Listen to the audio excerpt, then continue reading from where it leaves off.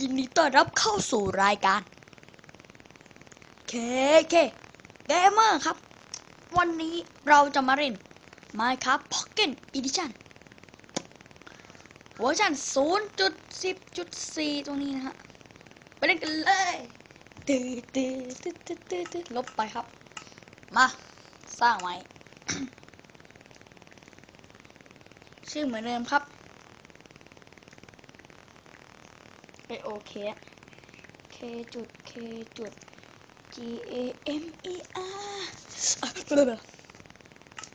ปล่อยไปให้มันสุ่มนะครับ ก็จะมาเอาชีวิตรอดกัน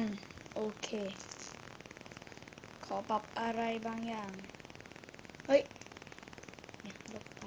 ลบไปลบไปลบไปลบไปครับลบไปโอเคไปที่ option จากนั้นก็ไม่ต้องทำตามผมก็ได้ครับผมแค่เฮ้ยเดี๋ยวแมวโอเคจะเปลี่ยนนี่รักเธอน่ะคืออะไรกับต้อยเสยพุงเฮ้ยมาดีกว่าเอาแบบเดิมดีละไม่ถนัดไอ้ใหญ่ๆแบบเนี้ยอุ้ยแกะน้อยแกะน้อยแกะน้อยแกะน้อยแกะน้อยเล่นแค่เนี้ยจีบเ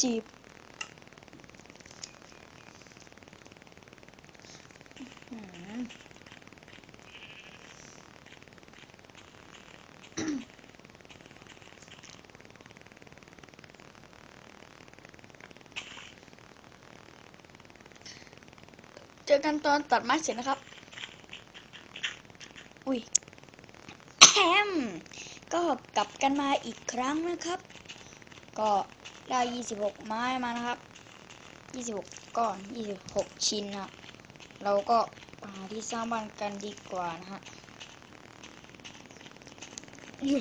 แต่มูชักช้าไปกันดีกว่าก็ปรับกล้องให้มันดีขึ้นนะฮะให้มันเห็นชัดขึ้นนะฮะ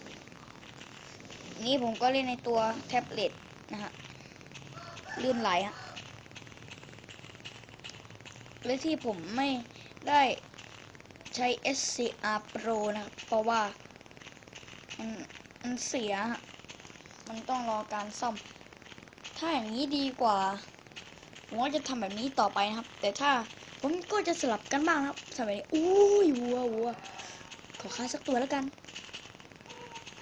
มามัมเรียบร้อยอะไรอยากกินเหรอ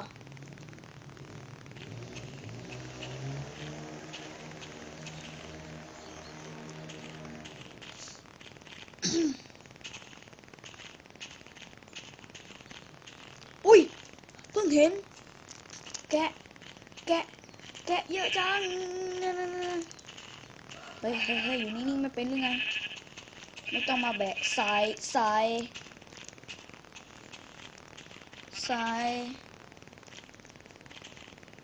ไอ้พวกนี้มาซ้ำว่าตรงไหนดีตรงนี้แล้วกันไก่แม่น้ำดีนะครับทำประมาณนี้พอจึ๊บปึ๊บ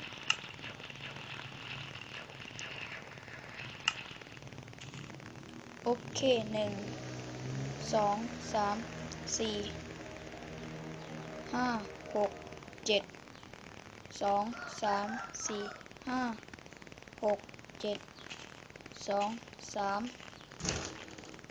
อุ้ยตกใจหมดเลย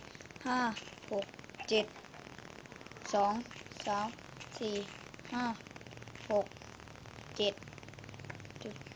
ตึบตึบตึบตึบตึบตึบตึบตึบตึบตึบตึบตึบตึบตึบตึบตึบ เติบเติบเติบเติบ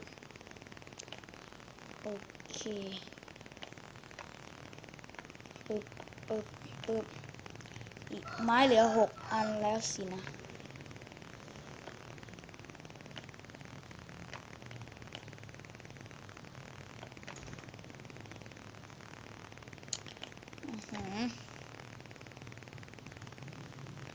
ปับปับปับปับปับปับเอ้ยตกใจอะไรรู้ไหมครับประตูเปิดเองขออนุญาตไปปิดสักครู่นะครับกลับมากันต่อครับก็มืดแล้วครับโคตรเสียเวลากับการปิดประตูนะฮะอุ้ยตกใจเดี๋ยวเลยโอเค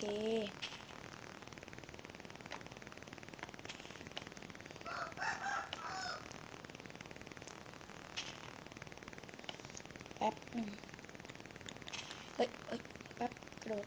ดึงมีอะไรไหมดึง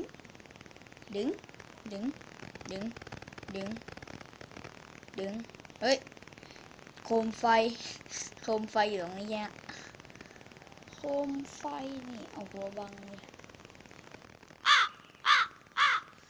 นอนให้เช้าก่อนดีกว่านะฮะเจอแล้วโอเค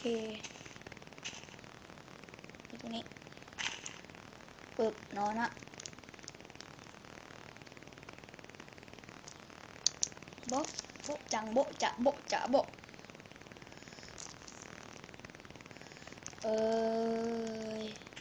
ลองเปิดประตูไปดิอาจจะมีอะไรก็ได้นะเฮ้ยแป๊บหนึ่ง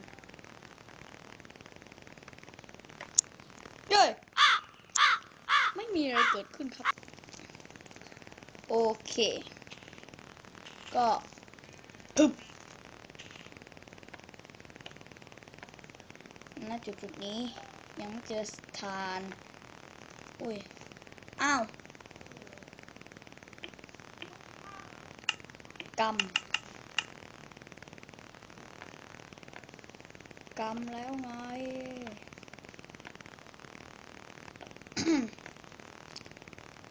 Rhythm of Time พูดขอลุงพีนี่ว่าเรียนลิขสิทธิ์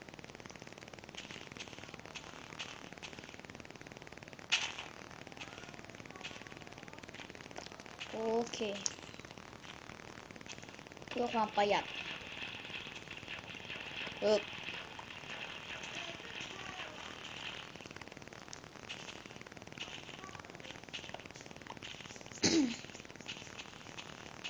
โอเคนะฮะ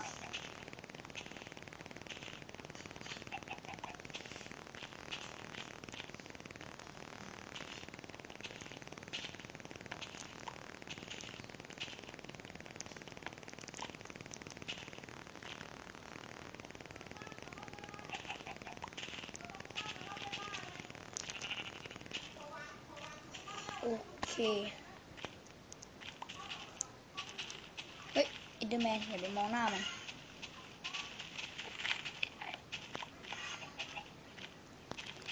โอ